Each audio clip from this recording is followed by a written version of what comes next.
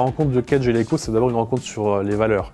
Kedge, c'est une école qui a plus de 150 ans d'histoire, à la fois ici en région Nouvelle-Aquitaine et aussi en région Sud, avec une envie de contribuer au rayonnement de nos territoires bien évidemment, parce qu'on est porté par des chambres de commerce.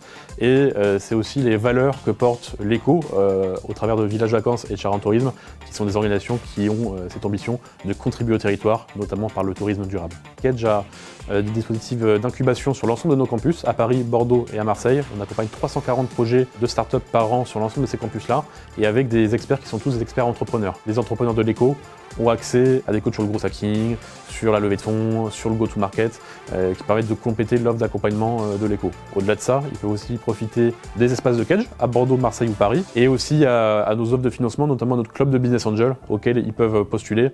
L'Eco, c'est l'accélérateur national du tourisme durable qui a été fondé entre Charente Tourisme et VVF. Notre vision, c'est vraiment de détecter des solutions innovantes dans le secteur du tourisme durable pour vraiment agir concrètement dans la transition des territoires. On est sur un tarif d'accompagnement qui est de 1 900 €, qui est bien en deçà des tarifs habituels des accélérateurs ou incubateurs. Donc on a souhaité avoir un tarif solidaire. Notre différence importante aussi, c'est le territoire d'expérimentation, puisque c'est à la fois les 100 villages sur le territoire national, mais également potentiellement les 20 000 acteurs du tourisme des Charentes. Je pense que le maître mot dans ce cas du GALIC, et qu'on partage depuis l'initiative de cette démarche, c'est le pragmatisme.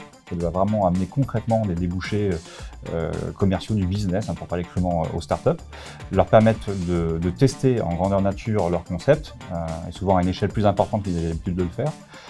Et le but, c'est de faire tout ça dans l'accompagnement des territoires pour changer la manière dont on pratique le tourisme aujourd'hui, pour un tourisme plus durable. WeGo Greener, c'est une société commerciale de l'économie sociale et solidaire créée en 2020 pour accompagner les hôteliers dans leur transition durable. Et maintenant, on accompagne plus de 700 professionnels partout en France dans leur transition durable.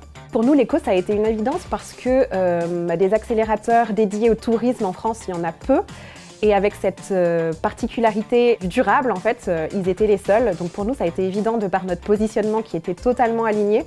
Et ce qui nous intéressait, c'est d'avoir également un ancrage local. L'Eco nous a permis de faire de beaux partenariats, notamment avec le CDT des Charentes. L'accompagnement initial de l'Eco est sur une année.